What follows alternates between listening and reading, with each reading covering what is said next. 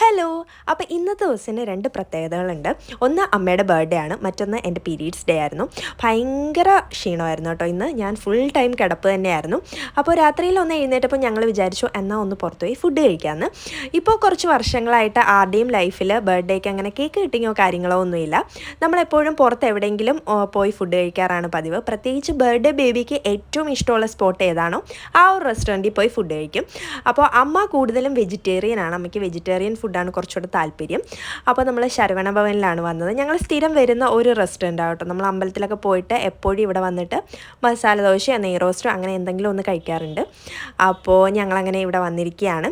ഇനിയിപ്പോൾ ഓർഡർ ചെയ്യണം. അപ്പോൾ ഇവരെല്ലാം നെയ് റോസ്റ്റിൻ്റെയും ചപ്പാത്തിയുടെയും ഒക്കെ ആൾക്കാരാണ്. ഞാൻ പക്ഷേ മസാല ദോശ കേട്ടോ, എൻ്റെ ഫേവറേറ്റ് ആണ് മസാല ദോശ.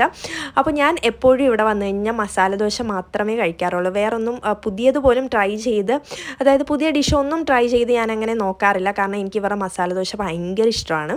അങ്ങനെ ഞാൻ എൻ്റെ മസാല ദോശ തന്നെ ഓർഡർ ചെയ്തിട്ടുണ്ട്. മസാല ദോശ വന്നു കഴിയുമ്പോൾ എനിക്ക് പ്രത്യേക സന്തോഷം കേട്ടോ. ചട്നിയൊക്കെ ആണെങ്കിലും അടിപൊളിയാണ് ഇവിടുത്തത്. പിന്നെ അതിൻ്റെ കൂടെ ഒരു ലൈം ജ്യൂസും കൂടെ ഉണ്ടെങ്കിൽ ഞാൻ ഭയങ്കര ഹാപ്പിയാണ്. ഇത് കണ്ടോ, അമ്മ ഭയങ്കര ഷൈ ആട്ടോ. അമ്മയ്ക്ക് അമ്മയുടെ വീഡിയോ എടുക്കുന്നതോ അമ്മയുടെ ഫോട്ടോസൊന്നും ഇടുന്നതോ ഒന്നും അമ്മയ്ക്ക് ഇഷ്ടമല്ല. അതിന് അമ്മ കിടന്ന് ബഹളം വെക്കുകയാണ്. ഓക്കെ, നമ്മുടെ ആലപ്പുഴക്കാർക്കറിയാമല്ലോ, ഈ ഒരു ഗോപുരം കണ്ടു കഴിഞ്ഞാൽ മനസ്സിലാവും ചെറപ്പിൻ്റെ ആണ്. അപ്പോൾ ചെറപ്പിൻ്റെയൊക്കെ ഒരു ലോങ് വീഡിയോ പുറകെ വരുന്നുണ്ട് കേട്ടോ. നമ്മളിതേ വീട്ടിലെത്തിയിട്ടുണ്ട്. അപ്പോൾ tata, bye bye, see U.